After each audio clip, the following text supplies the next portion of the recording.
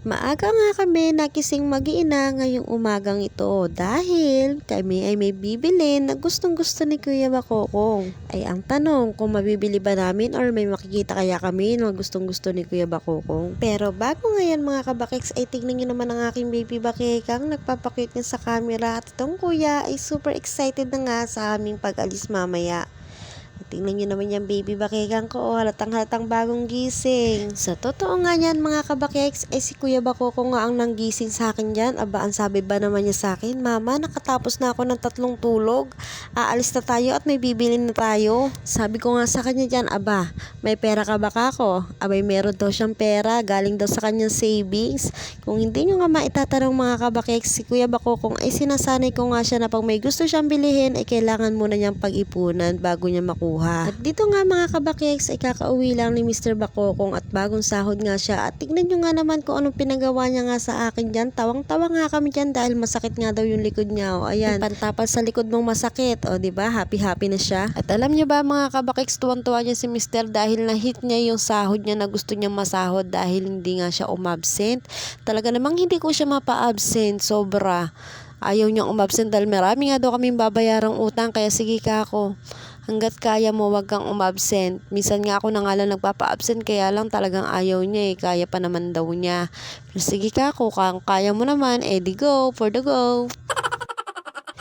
Kung napanood niya nga mga kabakeks yung video ko nung nakaraan na umakyat kami sa hulo at hindi ko nga kasama si Mr. Bakokong talagang hindi siya sumama dahil ayaw niya nga talaga magkaroon siya ng absent dahil alam niyo na marami nga kami pinagkakutangan nung mga panahong nawalan siya ng trabaho kaya bumawi siya. At ayun, kahit papano ay nakabawas naman kami sa mga pinagkakautangan namin. At bukod nga kasi sa mga utang namin ay may gustong-gusto nga kasing bilhin si Mr. para nga naman daw hindi na rin ako nahihirapan manghiram ng washing machine. Oops, nasabi ko na agad. Pero gusto kasi talaga ni Mr. na mas makabili kami ng washing machine namin or ng sarili naming washing machine para hindi na ako nahihirapan magbuhat-buhat ng washing machine galing doon kila mami. Halos kulang 1 taon na nga kasi nang masira ang aking washing machine kaya naman nanghihiram lang ako ng washing machine kila mami namin. Syempre, marami silang gumagamit doon kaya talaga naman si Mr. Talagang gustong-gusto niya at pinursige niya na makabili kami ng sarili naming washing machine.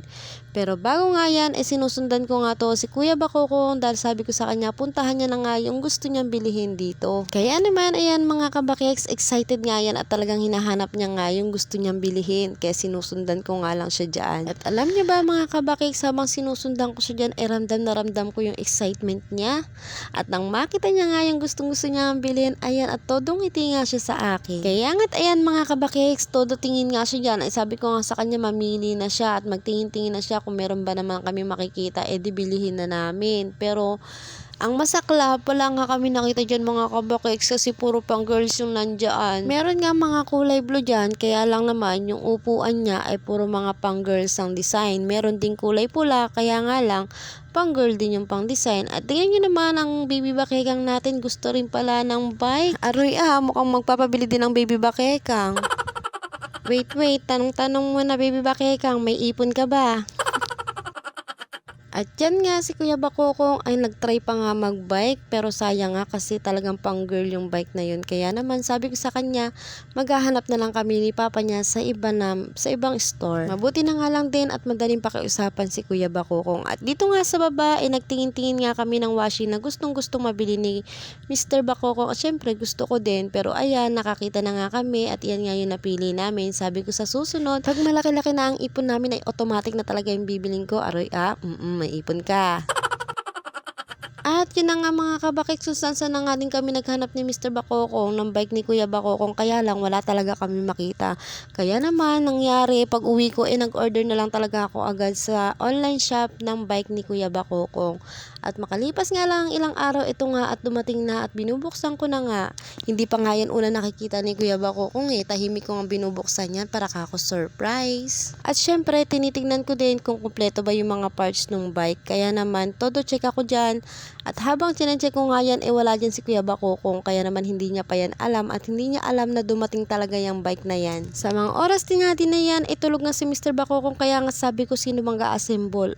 Buti na lang dumating to si Daddy galing sa sa kanyang pamamasada. Kaya naman sabi ko sa kanya, Daddy, ikaw na mag-assemble ng bike ni Kuya Bakokong dahil hindi niya pa to nakikita para ako surprise. Kaya lang, makalipas lang ang ilang sandali ay lumabas ng tindahan at ayan nga nakita niya na-assemble ni Daddy niya yung bike na nabili ko o yung dumating. Kaya naman ayan nang makita niya nga mga kabakis ay tuwang-tuwa nga ang aking Kuya Bakoko. Sa totoo nga lang inip nga siya dyan habang nga ina-assemble ni Daddy niya yan. Kaya nga nang ma-assemble, aba gustong gusto agad na sumakay siya dyan at ma-drive niya agad sa labas.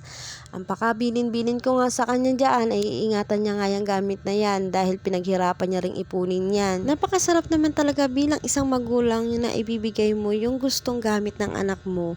Kahit na hindi man agad-agad pero na ibibigay mo.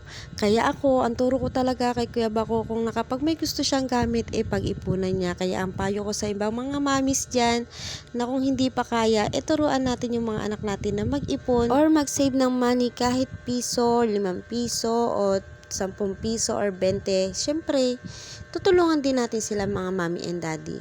Ang pag-iipon lang, ano lang yun, alalay lang yun sa kanila para kahit papano, alam nilang maghintay, magkaroon sila ng patience at malaman nila na hindi ganun kadali makuha yung isang bagay hanggat hindi nila pinaghihirapan. Kaya ayan, si Kuya Bakokong mga kabakeks, kapag may gusto talaga siyang bilhin, nag-iipon talaga siya or nagsisave siya ng money. At paglaki ni Baby Bakekang, ayun din yung ituturo ko sa kanya para parehas sila at alam niya din kung paano talaga nakukuha yung isang bagay lalo pag gustong gusto niya. At ayan nga mga kabakik, sa nakikita nyo nga, tuwang-tuwa na nga ang aking Kuya Bakokong at ang mami niya nga ang unang nagturo sa kanya magpadyak ng pedal ng kanyang bisikleta. At hanggang dito na lang ang aking video mga kabakik. Salamat sa panonood. Bye!